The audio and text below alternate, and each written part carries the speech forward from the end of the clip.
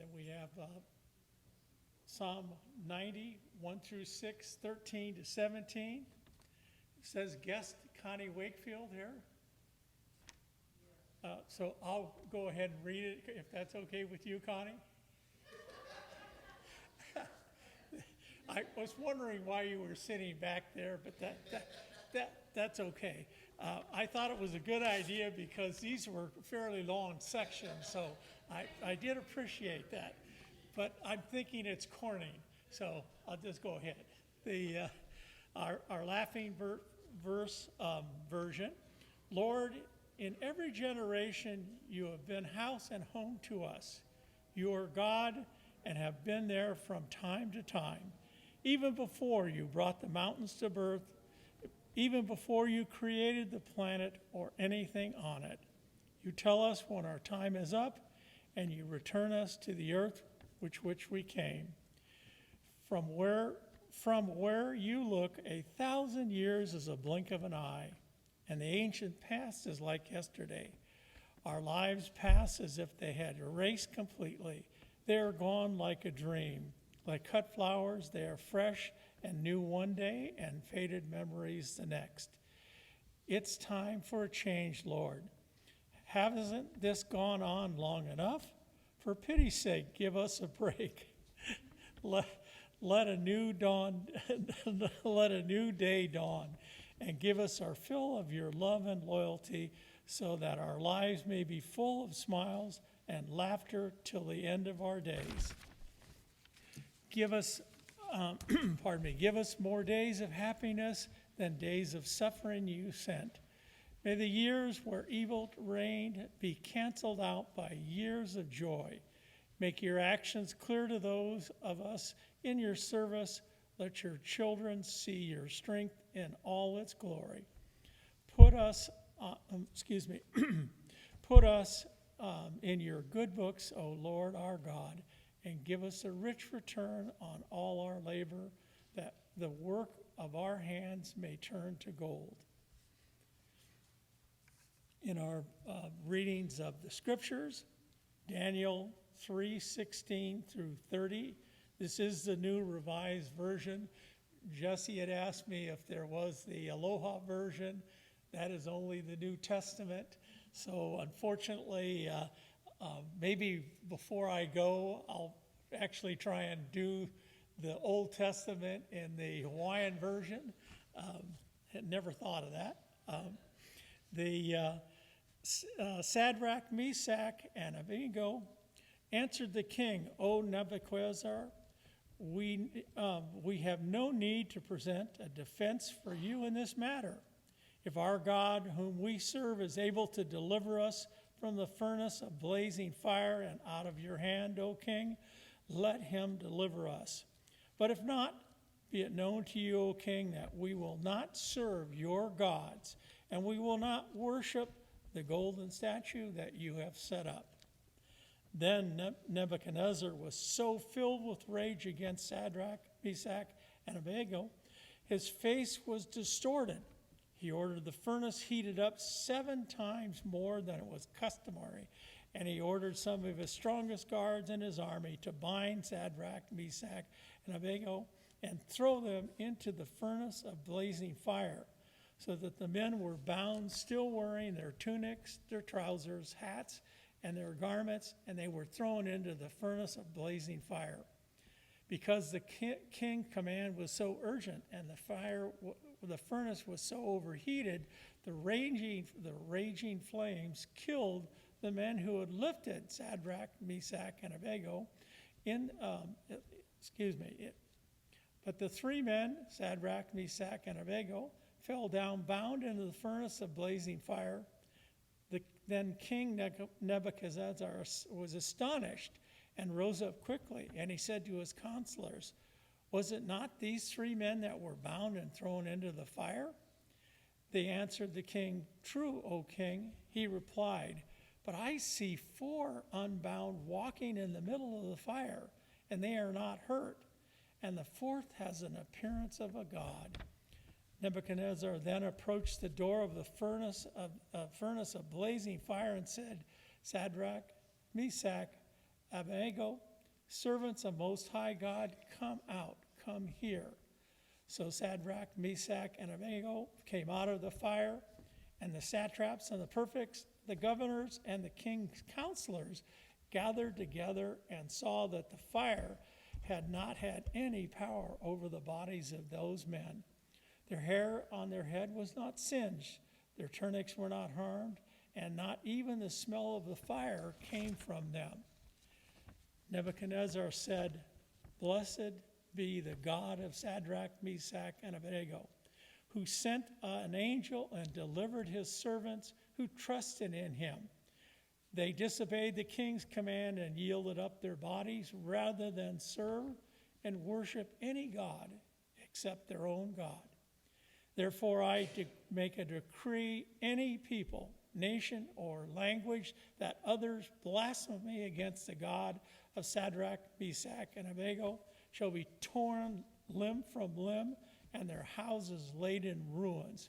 For there is no other God who is able to deliver in this way."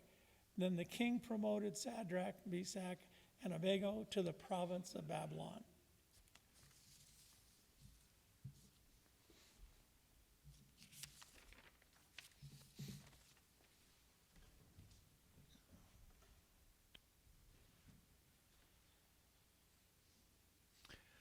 One of the good things that came out of the pandemic shutdown had to do with how much was revealed about the human heart. And you might be thinking, oh, good grief, he's going to go on another rant about toilet paper again. No, bear with me. Part of what we discovered is how much human beings keep hidden in their heart. Some folks wear their hearts on a sleeve, right? I mean, you never have to guess what's going on in their head because they're all out there, right? And that's okay. But there are also other people who keep things held very closely to their hearts. You don't know what's going on, and that's okay as well.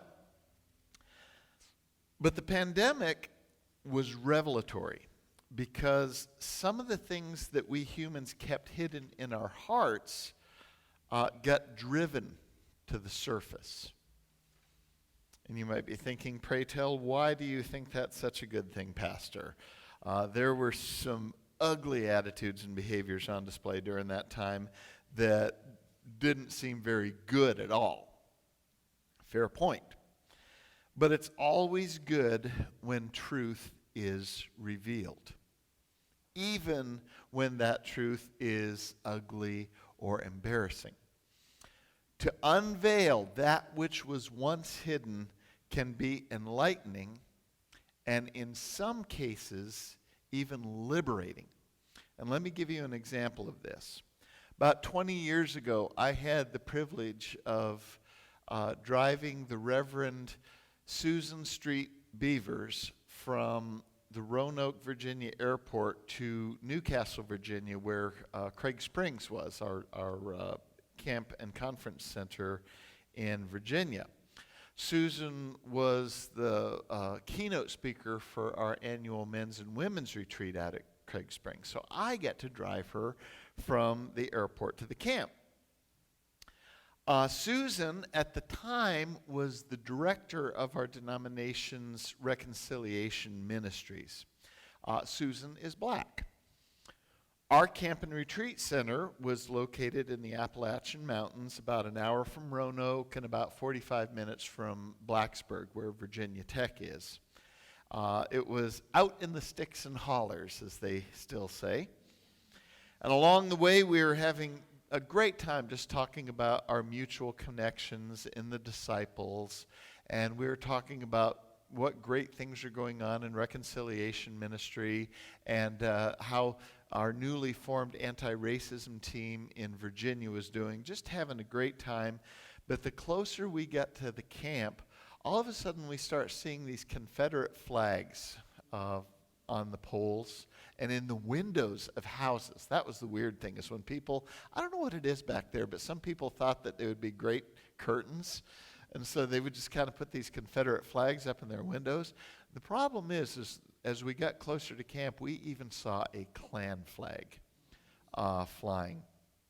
And I said, I am so sorry, Susan, that you have to see this. You know, here we are going to a retreat where we're talking about reconciliation and anti-racism, and you've got to see all of this garbage.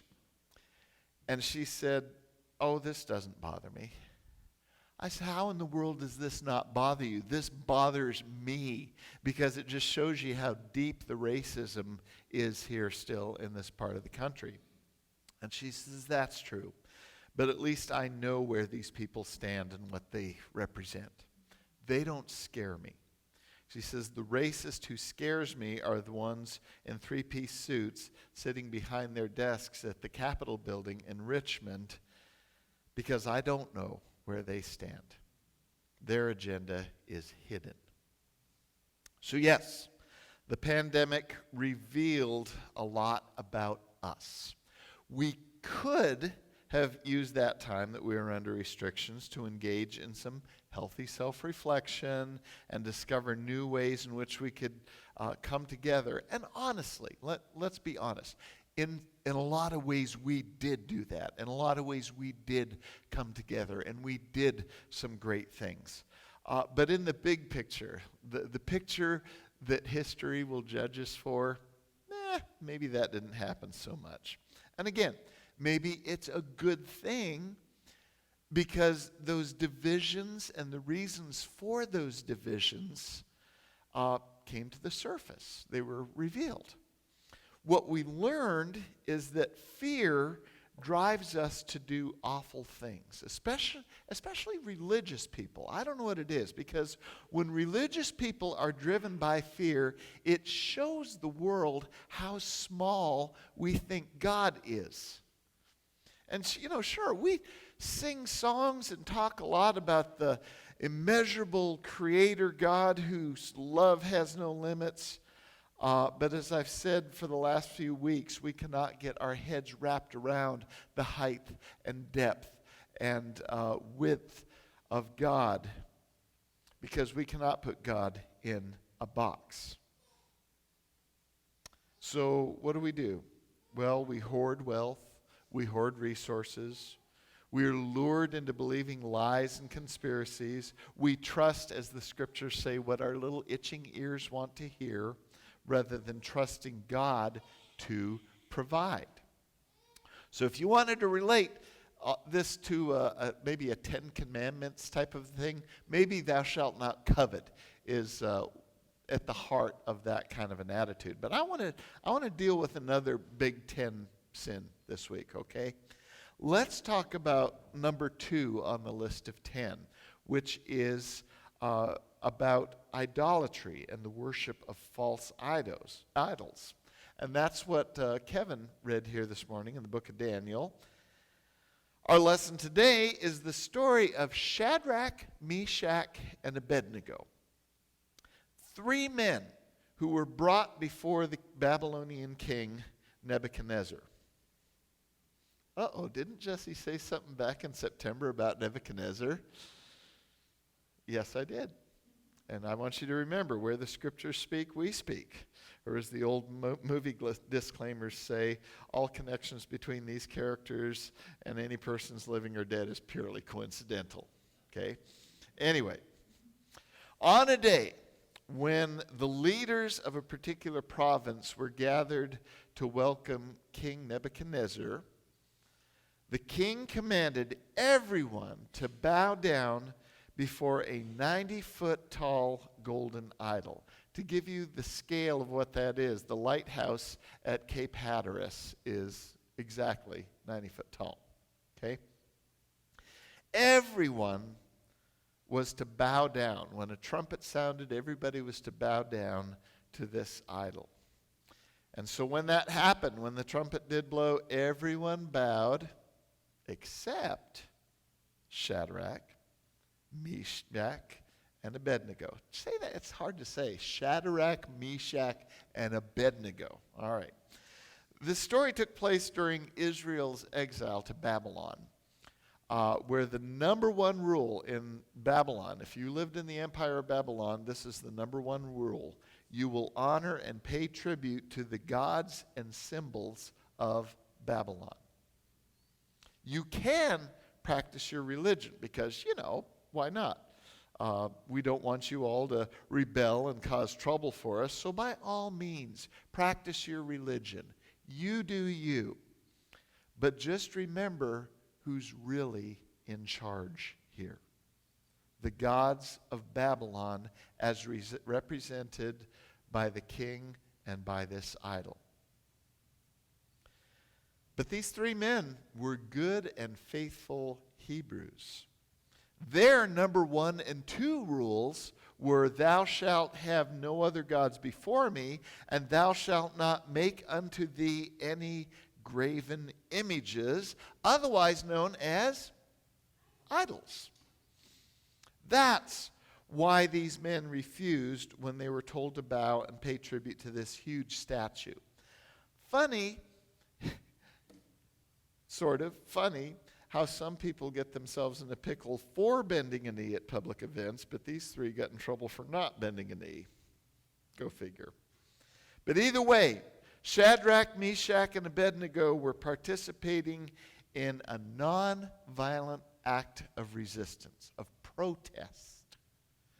And as my friend Reverend Robert Morton of the Bethel AME Church over here said last month, they said, nah. They said nah to the image of the 90-foot-tall false god and said yes to the creator and sustainer of the universe, who cannot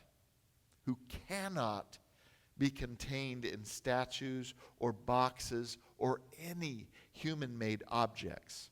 Their punishment for rejecting the symbol of Babylon's power, they would pay with their lives. They were to be burned in a furnace, because burning is how you eliminate impurities, which that sounds ominous, and it is. And here, like most stories from the book of Daniel, this one had a particular pattern. There's kind of a narrative cadence to this story, because certain phrases are repeated, which drives the story along to an expected outcome. Say what you will about King Nebuchadnezzar. He may have been the successful ruler of the most powerful empire at that time, but he was, if nothing else, ridiculously predictable and very insecure. He was all bluster. He was all threats, and was committed to never showing weakness and never admitting when he was wrong. If someone refused to bow when he said so, then of course he had to punish these people, right? He had to punish the wrongdoers, because if you were to respond in any other way, you may be seen as weak and ineffective as a king. But as you might expect from a story written by Hebrews about Hebrews, these three faithful heroes were able to miraculously walk out of the furnace unscathed. King Nebuchadnezzar was sure, though, that he saw a fourth person in that fire, one who appeared like a god, which he concluded must have been an angel. And so when Shadrach, Meshach, and Abednego emerged from the fire, Nebuchadnezzar said, "Blessed be the God of Shadrach, Meshach, and Abednego, who has sent his angel and delivered his servants who trusted in him. They disobeyed the king's command and yielded up their bodies rather than serve and worship any god except their own God. Therefore, I make a decree. Any people, nation, or language that utters blasphemy against the God of Shadrach, Meshach, and Abednego shall be torn limb from limb, and their houses laid in ruins. For there is no other God who is able to deliver in this way." So in my imagination, I picture Shadrach, Meshach, and Abednego pondering this and saying something like, Nebi? May we call you Nebi? This house laid in ruins decree that you just made is an admirable gesture, but it is quite literally overkill. Because you could have just said, oh, wow, I was wrong. Looks like your God provides for you and protects you. Carry on and have a good day. But, you are who you are, and we know you'll never say I'm wrong or I'm sorry. So we suppose it's good that you at least recognize God's providence and protection. But honestly, we'd rather just go home right now and have lunch. Now, I know that sounds silly, but see, that's the cool thing. That's at least one of the cool things about studying the Bible and being a Bible nerd, because you get to think about how you would block out a scene from the Bible if you were directing a movie, right? That would be my take on that one. But what we're concerned with here and now, what we're concerned with in almost November of 2023 here in Chico, California, is what kind of life lesson are we supposed to learn about this crazy story? Well, this is a story about the sin of idolatry. And so then, logically, the first question is, what is an idol?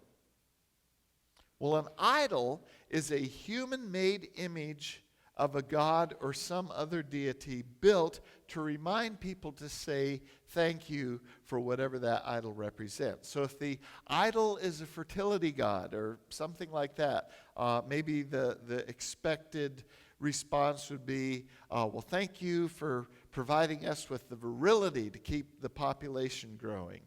Or if it's the image of a golden calf, that could mean, well, thank you for answering our prayers by providing us the meat and milk that nourishes us.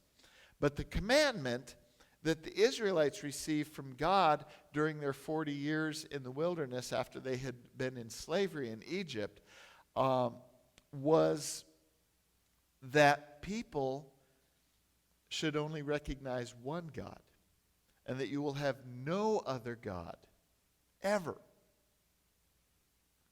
before our God. You have to take priority.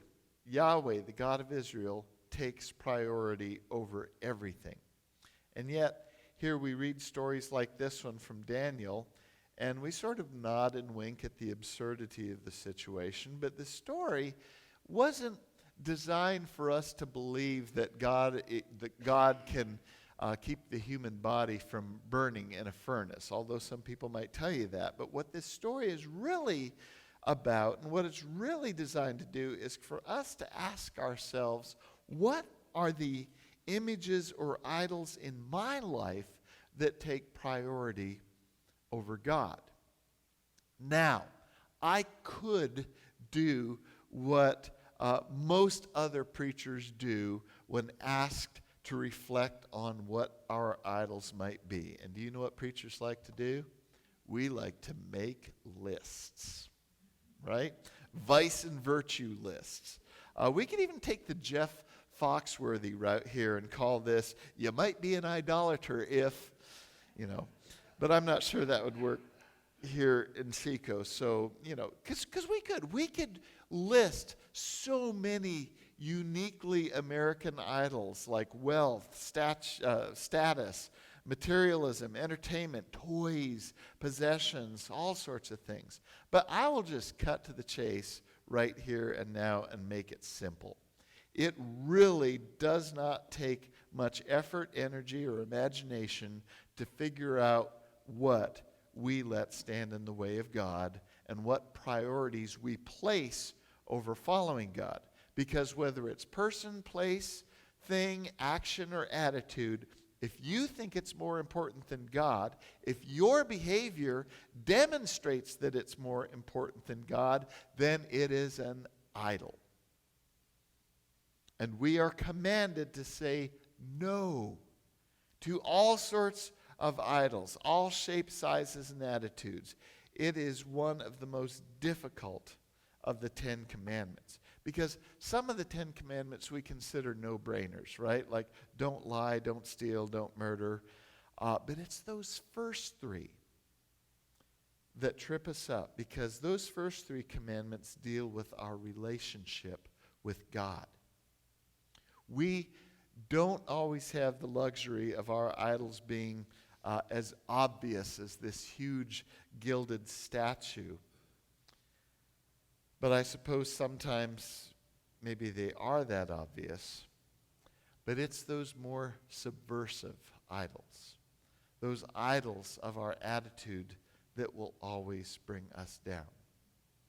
And so may the God who created us in God's image, us, we are the ones created in God's image, grant us the strength to stand up and set aside the idols that prevent us from being everything that God created us to be.